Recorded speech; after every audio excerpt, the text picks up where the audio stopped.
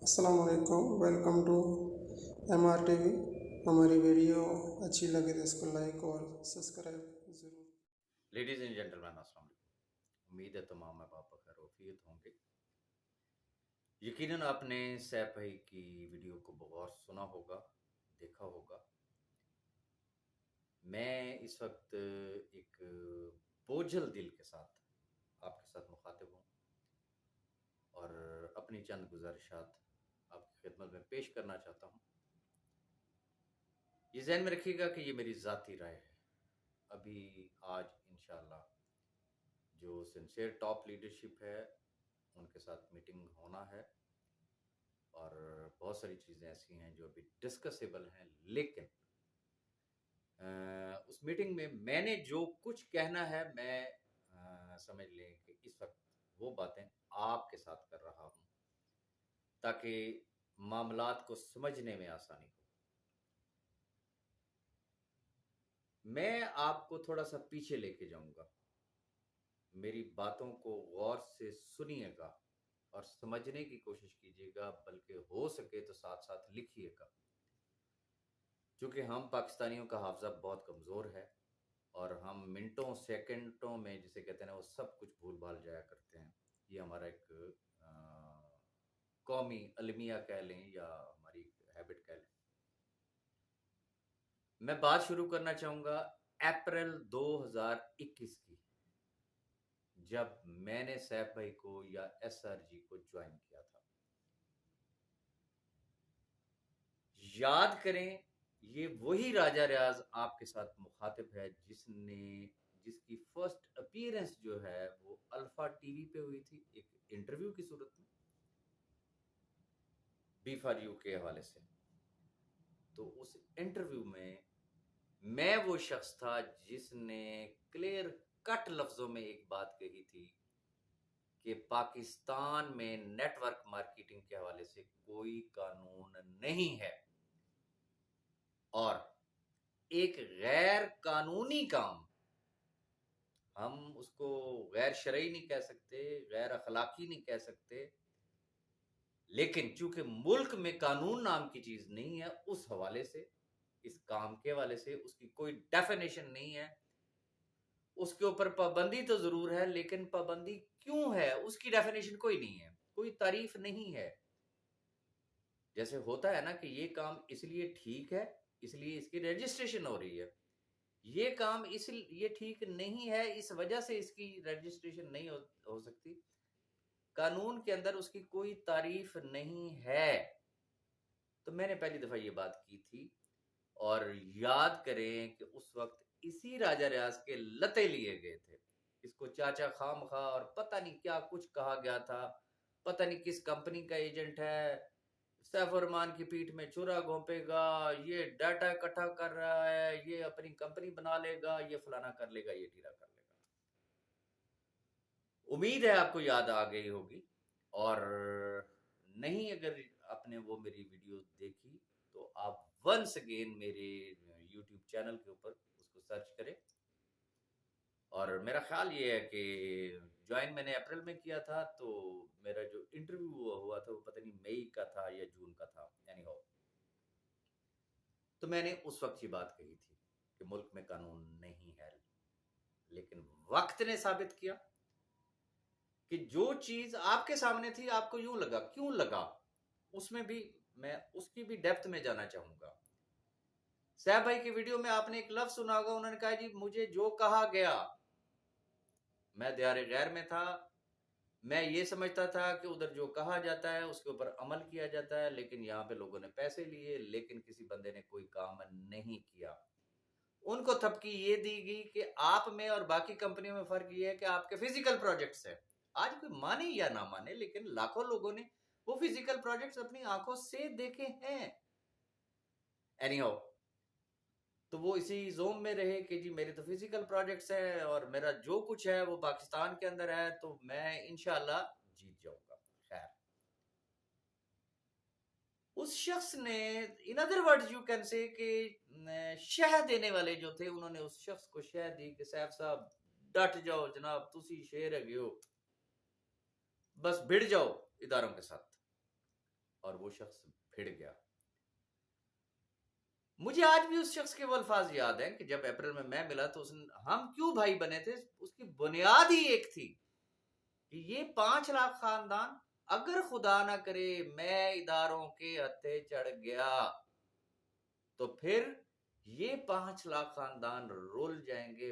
मकसद इन 5 लाख खानदानों को बचाना है। याद करें उस वक्त जब हाई कोर्ट में सैफ साहब के केसेस थे, अभी उनकी बेल रिजेक्ट नहीं हुई थी, तो मेरी थ्योरी क्या थी? मैंने एक मिसाल दी थी, उसको भी मजाक बना दिया गया। मैंने मिसाल ये दी थी कि जब भी अगर कोई कौमी मसला आता है तो सबसे पहले हम नारा ये लगाते हैं कि सबसे पहले पाकिस्तान। हम तमाम इख्तलाफात को भूल जाते हैं। और उस वक्त मैंने एसआरजी फैमिली को एक नारा सजेस्ट किया था कि सबसे पहले सैफुर रहमान खान न्याजी, अगर सैफुर रहमान खान न्याजी सेफ है तो ये लाखों खानदान जो है वो सेफ है। अगर सैफुर रहमान खान न्याजी सेफ नहीं है तो ये लाखों खानदान जो है इनके मुकदरों में सिवाय धक्कों के और कुछ नहीं हो सकता। जिस तरीके से पास्ट के केसेस आज भी पेंडिंग में पड़े हुए हैं, किसी को आने टके का क्लेम नहीं मिला है साल से। बहुत सारे अहबाब अल्हम्दुलिल्लाह मोर देन 90% उन्होंने मेरे उस नजरिए के साथ इत्तेफाक किया। लेकिन 10% वो लोग थे, क्योंकि उस वक्त एक ऐसी वेव चलाई गई, एक ऐसा मीडिया ट्रायल किया गया, यूट्यूब पता नहीं कहां कहां सोशल मीडिया पे वो एक माइंड सेट बनाया गया और लोगों को धकेला गया इदारों की तरफ कि नहीं ये भाग जाएगा, ये आज भाग जाएगा, ये कल भाग जाएगा, ये अफगानिस्तान के जरिए भाग जाएगा, ये ईरान के जरिए भाग जाएगा। जरा पूरी हिस्ट्री को उठा के आप देख लें। खैर, लेकिन उस शख्स ने जो वादा किया था कि मैं पीठ नहीं दिखाऊंगा, मैं इन लाखों खानदानों को कभी भी अकेला नहीं छोड़ूंगा। उस मर्द के बच्चे ने फेस किया। मुझे ये बता दें, डेड ऑनेस्टली बता दें, अगर वो चाहता तो क्या वो पाकिस्तान से नहीं भाग सकता था? क्या लोग नहीं भागते हैं? ईसीएल में नाम होने के बावजूद क्या लोग नहीं मुल्क छोड़ के भाग जाया करते? लेकिन उसने जो कहा उसने साबित करके दिखाया। किस्सा मुख्तसर ये कि फेस करते करते सुप्रीम कोर्ट से उनकी बेल रिजेक्ट हुई, नैब कस्टडी में चले गए, एक इंक्वायरी हुई, इंक्वायरी इन्वेस्टिगेशन में बदली, इन्वेस्टिगेशन के बाद फाइनली रेफरेंस फाइल हो गया, फिर नैब कस्टडी से वो जेल भी चले गए और उसके बाद सिर्फ 10 लाख रुपए में इस्लामाबाद हाई कोर्ट ने उनको जमानत दी।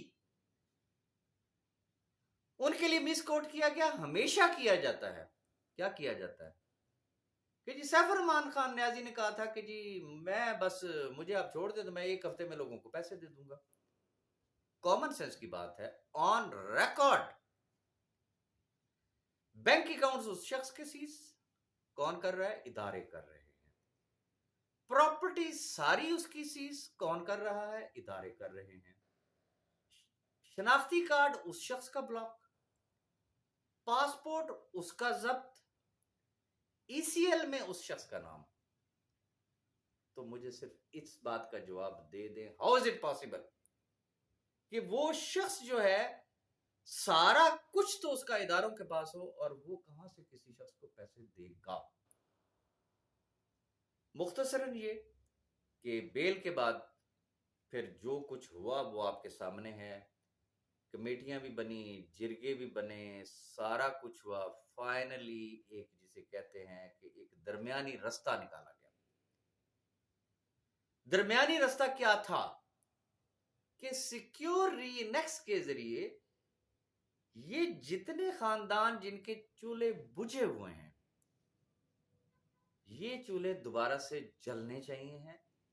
सैफुर रहमान न्याजी ने आज दिन तक किस जगह पर क्लेम किया है कि वो सिक्योर रीनेक्स का मालिक है?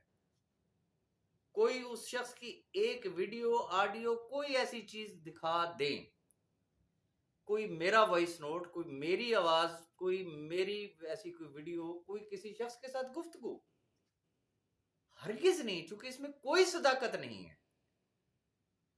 लेकिन जैसे जैसे ये मरहला आगे बढ़ा तो जिन लोगों का सैफ साहब ने जिक्र किया, इसमें कोई शक नहीं, अब तो सारी दुनिया उनको जानती है ना, कि जाती मकासद, सिर्फ जाती मकासद, और किस तरह के लोग हैं।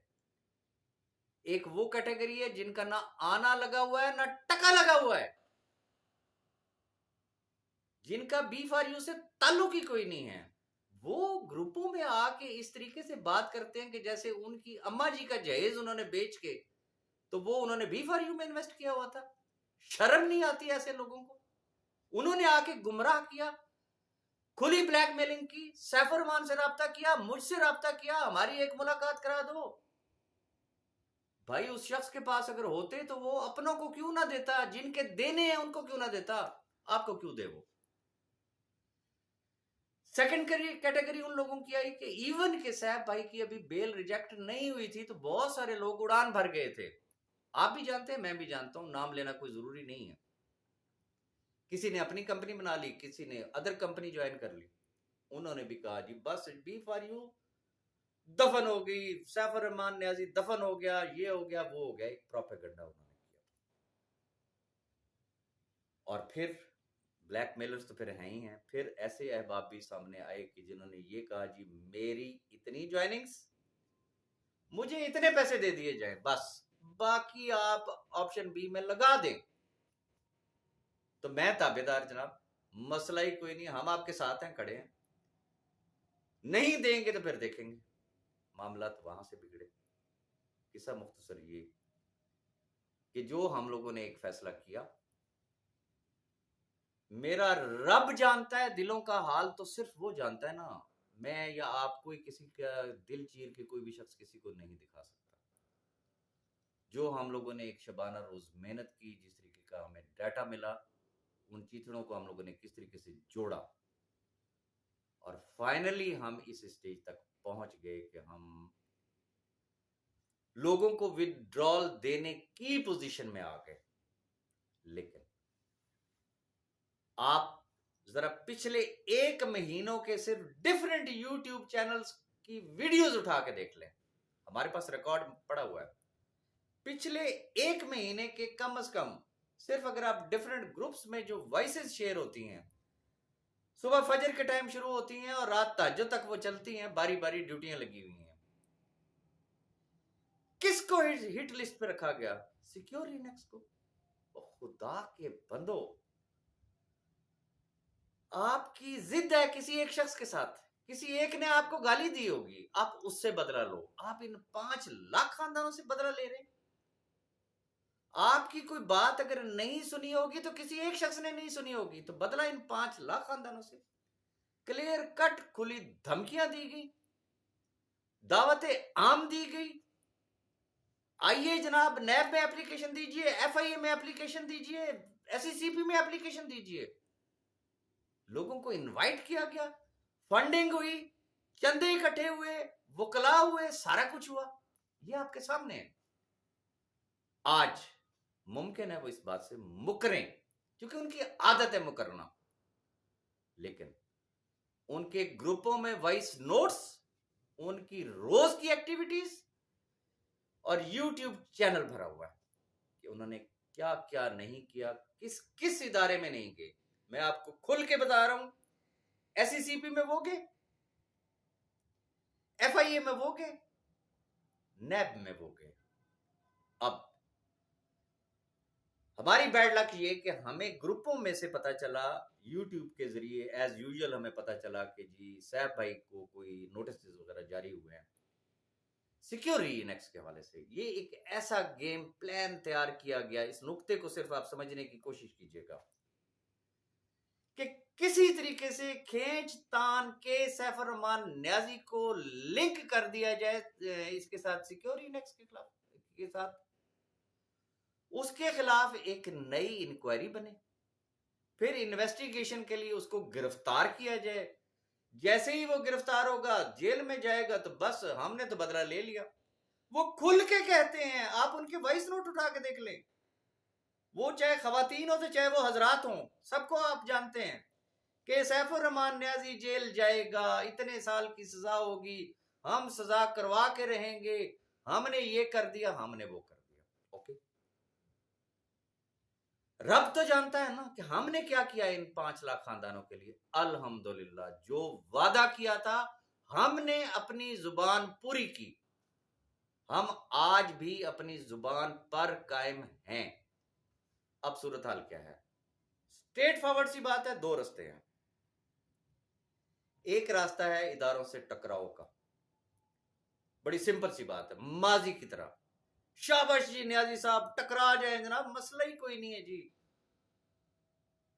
ओके, टकराते हैं, एक नई इंक्वायरी खुलती है, एक नई इन्वेस्टिगेशन होती है, एक नया रेफरेंस फाइल होता है। फैसले आपको पता है पाकिस्तान में वो बाद में होंगे कि गुनाहगार है भी सही, को ताल्लुक है भी सही या नहीं है। दूसरा दूसरा रास्ता क्या है?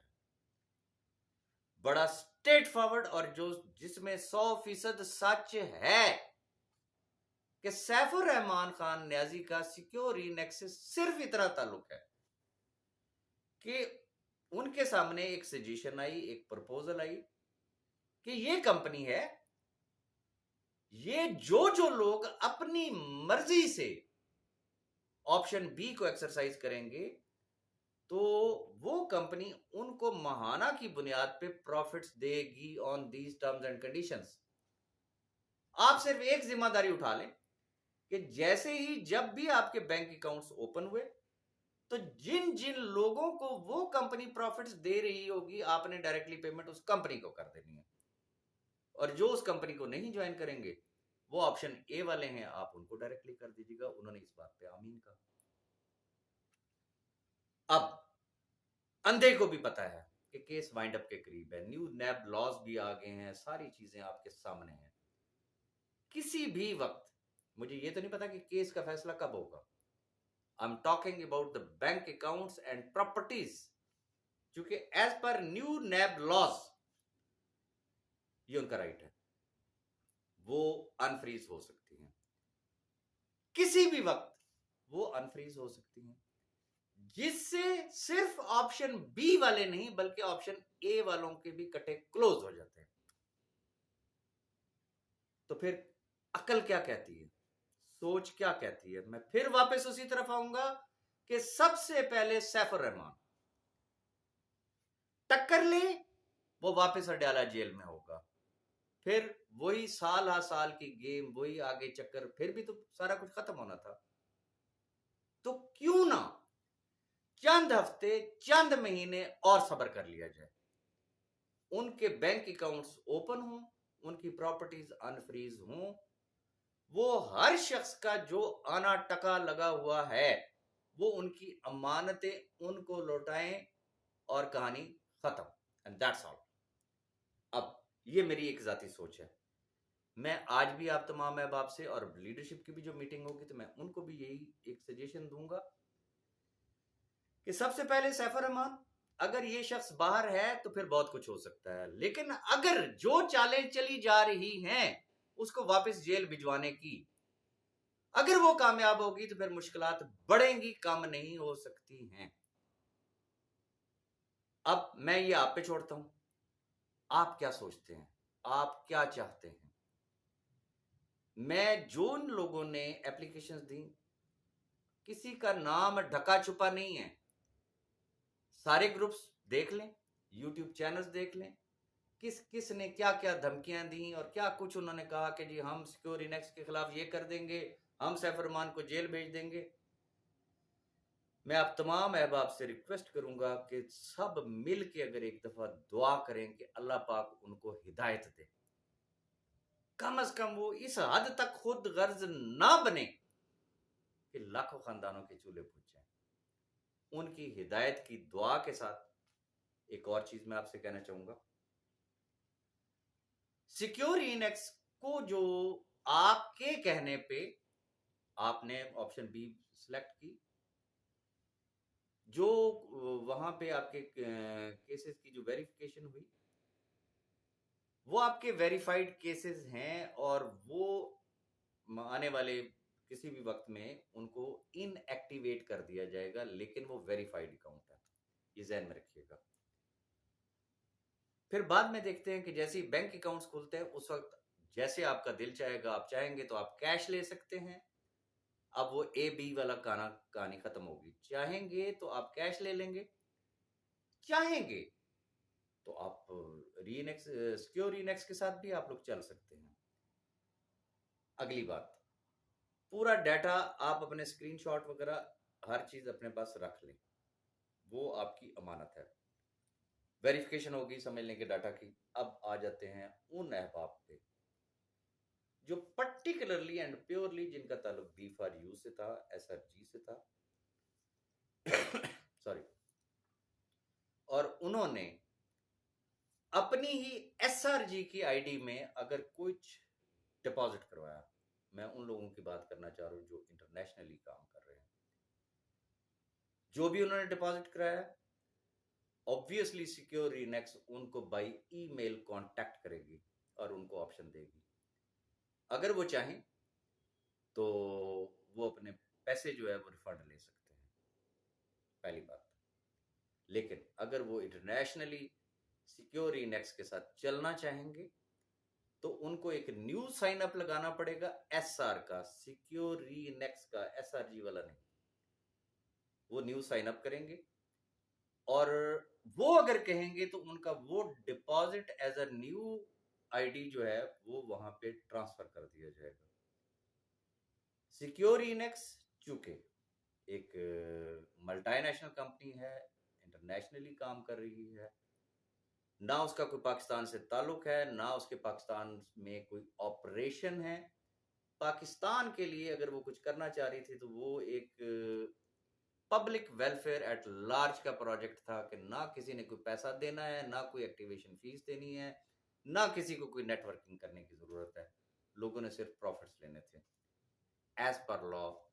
ना तो वो SECP की जुरिस्डिक्शन में आती, ना किसी और के साथ आती, और ना ही उसने किसी के साथ कोई स्कैम किया। वो तो भला करना चाह रही थी और वो सिस्टम पाकिस्तान के लिए है ही नहीं। जो बात मैंने आपसे की थी, कुछ मर्जी कर लें, सिक्योर रीनेक्स बंद नहीं हो सकती है। उसने अपना काम करना है, बाकी फैसला मैं आप पे छोड़ता हूं। और आज सिंसियर टॉप लीडरशिप की मीटिंग भी है और इंशाल्लाह आज मलिक नवीद साहब भी आपसे मुखातिब होंगे। सिर्फ इतना कहना चाहूंगा कि पिक्चर अभी बाकी है।